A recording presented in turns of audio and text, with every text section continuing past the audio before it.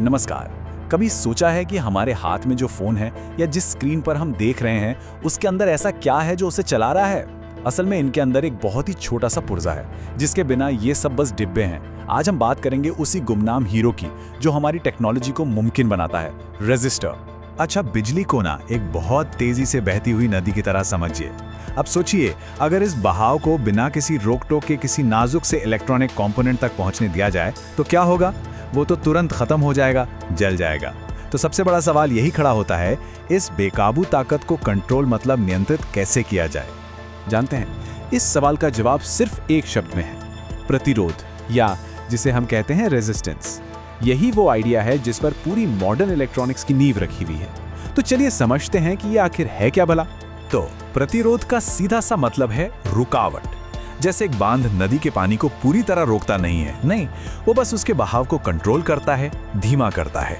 ठीक बिल्कुल वैसे ही रेजिस्टर एक इलेक्ट्रॉनिक सर्किट में बिजली के बहाव यानी करंट को कंट्रोल करता है। ये समझ लीजिए कि ये सर्किट का ट्रैफिक पुलिस वाला है। तो ये तो साफ हो गया कि रेजिस्टर करंट को कंट्रोल करता है, पर एक सर्किट में इसकी असली भूमिका क्या है? मतलब ये असल में बचाता क्या है और कैसे? चलिए देखते हैं। यहाँ देखिए, बिना रेजिस्टर के पावर सोर्स से निकला हुआ सारा का सारा करंट सीधा एलईडी से टकराता है और बूम, उसे जला देता है। लेकिन जैसे ही हम बीच में एक रेजिस्टर लगा देते हैं तो वो एक गार्ड की तरह खड़ा हो जाता है। वो ज्यादा करंट को रोककर सिर्फ उतना ही आगे जाने देता है जितनी की एलईडी को जरूरत है, और नतीजा, हमारी एलईडी एकदम सुरक्षित बढ़िया जलती रहती है। तो रेजिस्टर एक प्रोटेक्टर है, एक रक्षक है। अब देखिए, जैसे हर काम के लिए एक ही साइज का औजार फिट नहीं होता, बिल्कुल वैसे ही हर सर्किट के लिए एक ही तरह का रेजिस्टर काम नहीं करता। इलेक्ट्रॉनिक्स की दुनिया में अलग अलग जरूरतों के हिसाब से कई तरह के रेजिस्टर्स बनाए जाते हैं। कुछ आम नाम हैं कार्बन फिल्म, मेटल फिल्म और वायर वाउंड। अब ये जिस मटेरियल से बनते हैं ना, उसी से तय होता है कि वे कितनी पावर झेल सकते हैं या कितने सटीक होंगे।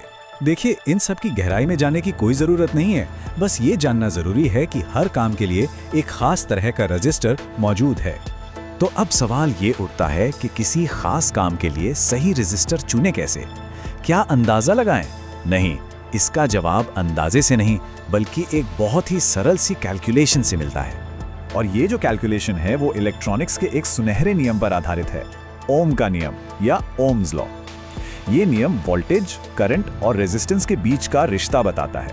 ये है वो जादुई फॉर्मूला, V बराबर I गुणा R। घबराइए मत, ये बहुत आसान है। यहाँ V का मतलब है वोल्टेज यानी बिजली का दबाव, I है करंट मतलब बिजली का बहाव, और R है हमारा हीरो, रेजिस्टेंस यानी कि रुकावट। बस ये तीन चीजें हमेशा एक दूसरे से जुड़ी होती हैं। तो इसी फॉर्मूले से हम बड़ी आसानी से पता लगा सकते हैं कि हमें कितने रेजिस्टेंस की जरूरत है। इसके लिए बस 3 आसान से कदम हैं। पहला, पावर सोर्स का वोल्टेज यानी V पता करें। दूसरा, ये जाने कि हमारे कंपोनेंट को कितना करंट यानी I चाहिए। और तीसरा, बस फॉर्मूले का इस्तेमाल करके सही रेजिस्टेंस R की वैल्यू निकाल लें। है ना आसान? तो अब जब हमने रेजिस्टर के क्या और कैसे को समझ लिया है, तो चलिए एक कदम पीछे हटते हैं और इसके क्यों के बारे में सोचते हैं।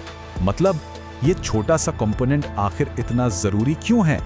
कहते हैं कि रेजिस्टर सभी इलेक्ट्रॉनिक्स में सबसे मौलिक पैसिव कंपोनेंट है। मौलिक मतलब, इसका मतलब है कि इसके बिना कुछ शुरू ही नहीं हो सकता। ये किसी भी इलेक्ट्रॉनिक सर्किट की नींव का पहला पत्थर है। जरा इस बात पर एक पल के लिए गौर कीजिए। वो फोन जो हम इस्तेमाल करते हैं, वो कंप्यूटर जिस पर हम काम करते हैं, वो टीवी जो हम देखते हैं, ये सब कुछ सिर्फ इन छोटे छोटे लगभग अदृश्य कंपोनेंट्स की वजह से ही मुमकिन हो पाता है, जो अंदर चुपचाप बिजली के बहाव को कंट्रोल कर रहे हैं। तो अगली बार जब कोई भी इलेक्ट्रॉनिक डिवाइस ऑन हो, तो एक पल के लिए उन अनगिनत छोटे छोटे रेजिस्टर्स के बारे में जरूर सोचना जो अंदर चुपचाप अपना काम कर रहे हैं। और ये सवाल मन में आता है कि हमारे चारों ओर की टेक्नोलॉजी में ऐसे और कितने अदृश्य गार्ड काम कर रहे हैं जिनके बारे में हमें कुछ पता ही नहीं। ये सोचने वाली बात है ना?